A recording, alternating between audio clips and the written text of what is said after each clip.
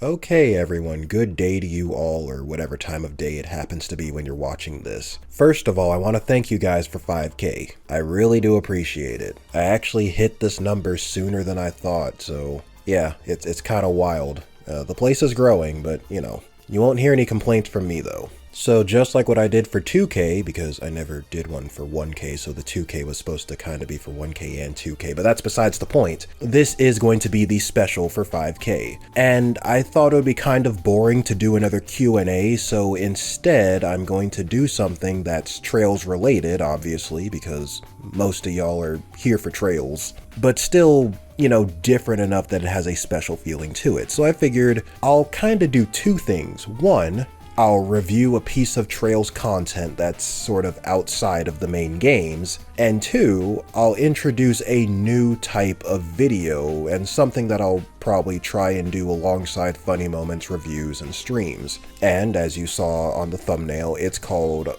Loose-Lipped, No Script, which it's as it sounds. I basically do a review, but it's a little more low effort. I kind of just put the mic in front of me and just talk. I might have a few notes with some sentences here on the topics that I absolutely want to cover, but outside of that, I'm not going to take the time and type out an entire script and then recite the script. I'm just going to, talk and hopefully sound a little bit more natural, because I'm sure you can tell when I'm just winging it as opposed to when I'm reading from a script. But yeah, essentially unscripted reviews. So that kind of cuts out the scripting part of the video making process, which means it takes less time. Most of the scenes that I play back will be random, but if there is a specific scene that's relevant to what I'm saying, I'll still include it. And overall, just kind of, I talk, put some clips over it, and call it a day. So just think like review videos, but they're a lot more casual than usual. And I'm still gonna make the regular type of review videos as well. I'll just be doing these alongside of it, and hopefully it'll let me cover games that I may want to make content on, but don't have the time to give it the full-blown review treatment. And I'm going to shout out Kevin Street here for a second, because he was kind of my inspiration for doing this type of content. And if you haven't seen, any of his videos, I will actually link him down below, because I do like him. I think he's pretty cool, and I enjoy his videos whenever I get time to watch them. But he will do that sometimes too, where he'll make a review, but it's kind of more of almost like a podcast style review, where he'll just sit down and he'll talk about the game just on its own. He'll let what he's saying kind of carry the whole video. And I thought, you know what? That's not a bad idea, and as I said, it can probably help an individual cover lots of ground. So, without any further ado, the first piece of media that will be getting this type of format, the Trails in the Sky anime. Well, it's not really, maybe calling it anime is a bit misleading. I mean, it is, but it isn't. It's an OVA. It was a, straight to DVD kind of thing. But same difference, you know what I'm talking about. Legend of Heroes Trails in the Sky, the animation, that's what it's officially called. And how we're going to tackle this is quite simple. Going to talk about the good things, talk about the bad things, anything that stuck out to me in between, and then we'll conclude. So let's start with the good, because actually between you and me, the list for good stuff is kind of thin. I'd say the best thing about this OVA is that it helps paint an alternate picture of Trails in the Sky, because obviously, when you're playing the game, they're all chibi sprites, the combat is turn-based. So, while it tells a very good story, when you play the game, there are just some things that just can't be properly communicated in that form. Because they're all sprites, sometimes the animations, while they're good for what they are, can be a little janky. Like if a character is quickly dodging something, it might show them, hopping around as opposed to, moving, with fluidity. And that's actually a problem that's something that's kind of persisted even as far as Cold Steel 1 and parts of Cold Steel 2, so I'm not even gonna really blame just Trails in the Sky for that. But definitely it kills it when it comes to the visuals. It takes a little getting used to, because, you're used to kind of the art style for the portraits in the games, and then the way the characters look here, it is a lot softer. I think That's probably the best word I can use to describe it. Their features are definitely softer, so they do look a bit weird at first. Look a little more rounded. You know, the faces are a little rounder, their, how the hair is drawn is a little, you know, more squishy. I don't know if that's the right word to describe it, but, you know, that's how I felt. So it does take some getting used to, but I don't think it's, like, bad. It's just a little more cutesy than how they were in the game. And while I'm talking about visuals too, the fight scenes were also very good. That's another thing that, again, is hard to convey when the game is turn-based and, you know, the focus is on strategizing and using the right moves as opposed to just pure eye candy and action. But yeah, fight scenes in this game are... I said fight scenes in this game. I still think I'm talking about the game. Fight scenes in the OVA are very fun and very pleasing to look at. I think, like, one cool example is the, when they're fighting the, big four-legged centaur-looking thing. I forgot what it's called. But you fight it at the end of Chapter 1 if you're playing the game. And they show that, or, well, they show a variation of it, I should say, in the anime.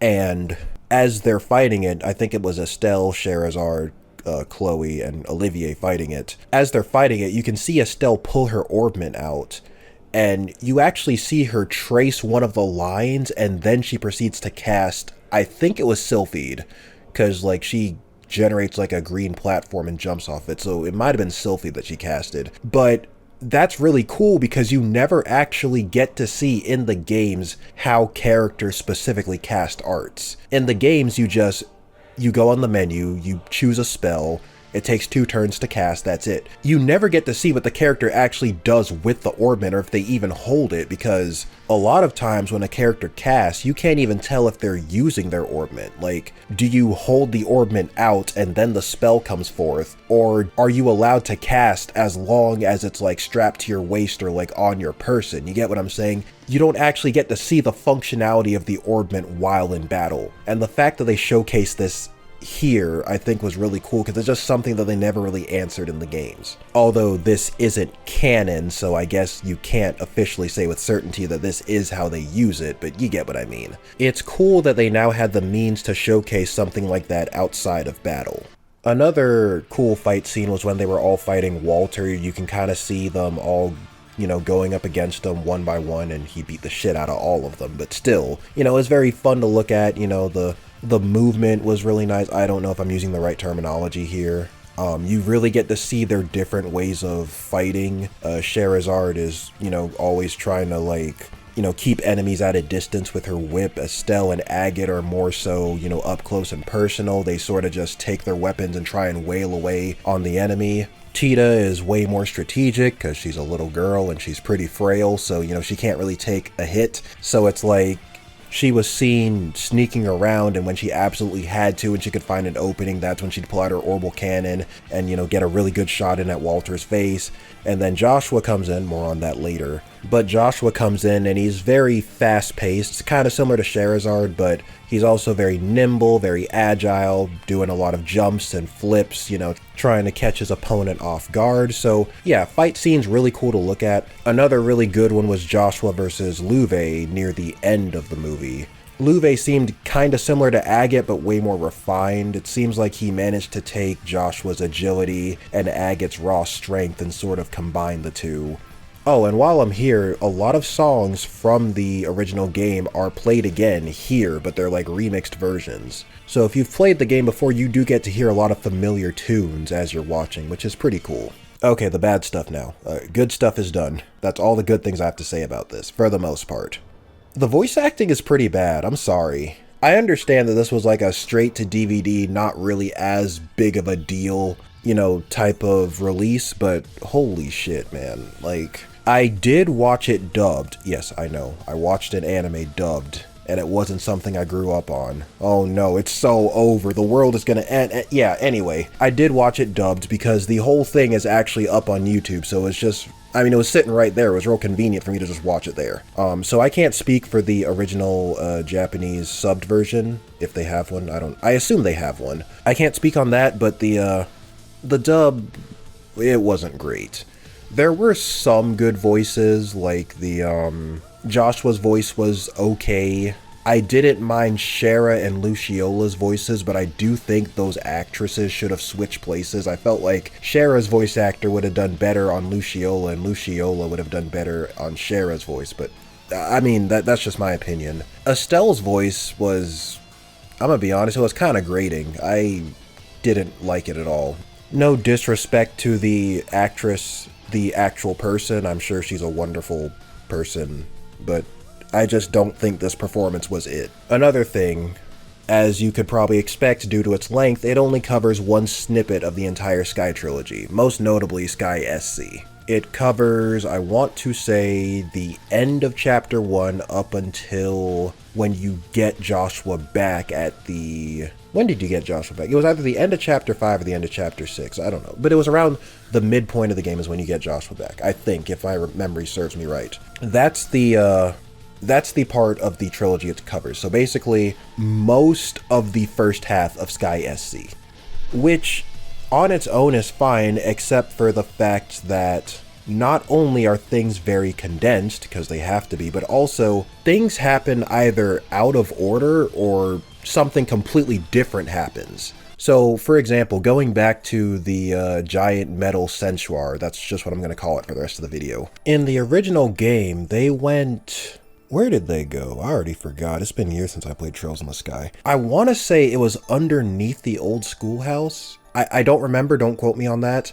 But I just know it was somewhere underground. That's where they fought it. In the OVA, I guess Blue Blonde released the thing at the academy right out in the open. So they're fighting the thing above ground and, like, you know, they're trying not to smash too many, like, school buildings while they're fighting it. So that's one thing that's different.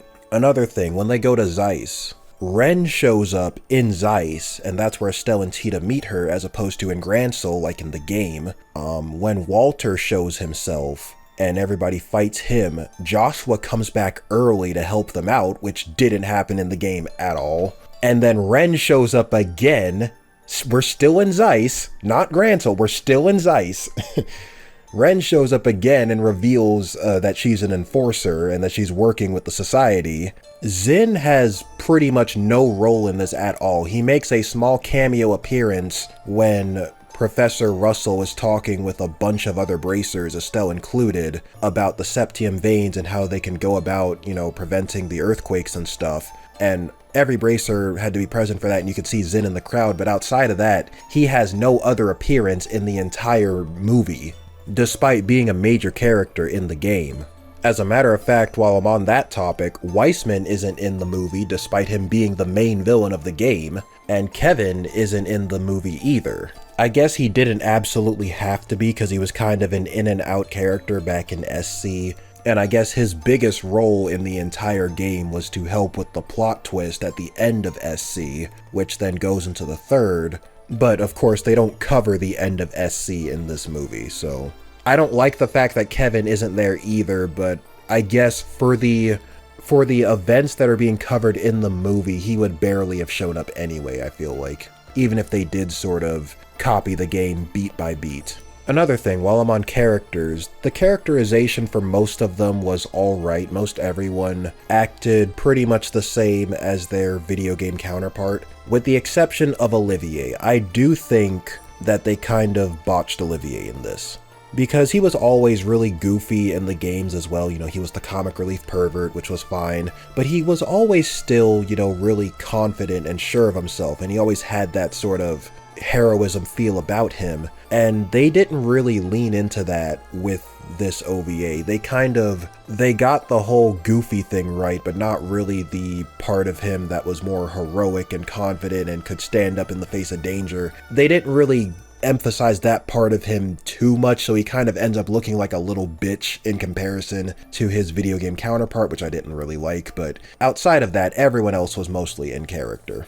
Going back to positives, there is one thing I forgot to mention. When Estelle gets kidnapped and taken to the Glorious, which by the way is also different because in the game, Estelle did not go to, I forgot which tower she went to, but she went to one of the 4 elemental towers in the OVA, and that's when Ren captured her. That did not happen in the game. Also, in the OVA, capturing Estelle was completely Ren's idea. Louvet did not know about it nor approve of it once he found out, and, well, Weissman doesn't have an opinion on it because Weissman wasn't even there. Whereas in the game, they were all kind of in on it and, you know, trying to lure Estelle out to take her to the Glorious. But whichever way you slice it, yeah, she does end up on the Glorious. I will say there are two things that the OVA does that I do think is somewhat better than the game. The description of what happened at Hamel, seeing that in animated form, I think was really cool, and I'm gonna be honest, that shit made me sad all over again. I do think that was very well done, so that was cool. And then also when Estelle is talking with Ren, because Estelle learns that every enforcer has some level of like darkness to them, and that's what draws them to the society, as an enforcer at least. So then Estelle asks, okay, well Ren, what is it, what's your darkness? What is it that's that drew you to the society? And then it shows some flashes from Star Door 15, from Sky the Third. So I think it was really cool how they worked that into the OVA as well. And, you know, then Ren gets all triggered and she's like crying and she's like, hey, you shut up, we don't talk about that shit, or whatever she said. So that was, you know, that was kind of neat. And then it concludes with, you know, Joshua still comes, helps Estelle escape. That was also pretty condensed though, because they just end up kissing right there on the Capua's airship. Whereas in the game, again, you know, they went to the shore. Estelle and Joshua were there alone for some time, and Estelle, it took, you know, quite some time for Estelle to convince Joshua, talking to him, to come back with the group. It happened a lot quicker in the OVA. The kiss was a lot quicker as well, you know. It definitely took a lot longer and was a little more romantic in the game. In this, it was kind of just, okay, we need to have them kiss so we can finish this thing, and then it ended. So overall, I think it's really entertaining to watch if you've already played Sky, but, you know, it's definitely, like, you're definitely going to be looking at it with a raised eyebrow for the majority of your time watching and be like, what? Why do they do this? You know, sort of thing. Definitely do not use it as a substitute for playing the original game. It is not that, and it will not help you if you try and use it as such. As I said, a lot of the things that even happen are not even just factually in line with the video game's canon. Still, I'm not mad that it exists. It's still a good way to kind of look at Trails, and as I said, just see what it looks like in a different form of entertainment, which isn't a bad thing, necessarily. If I were to rate it on a 10-point scale, I'd probably give it a solid 4.5. It has some nuggets here and there, but it's going to feel way worse if you've already played the games. And you should be watching this if you've already played the games, because as I said, it's not really a good substitute for playing the games. And it can't really be used as an advertisement for the games either, because it still spoils stuff from the games as well. Even if it is in somewhat of a janky, out of order, and sometimes not even canon way, but it does it. Anyway, that's all I have to say about it. I was actually wondering, because I knew this thing existed for a while, but I was kind of wondering when would be the right time to like ever review this if I wanted to, and I think this was an appropriate time. But as I said, yeah, that's it, so if you enjoyed the video and this new format that I'm doing. But yeah, like the video if you enjoyed it, sub to the channel if you haven't already. A special thanks to all channel members for your continued support, it's much appreciated, and I will see you all again very soon.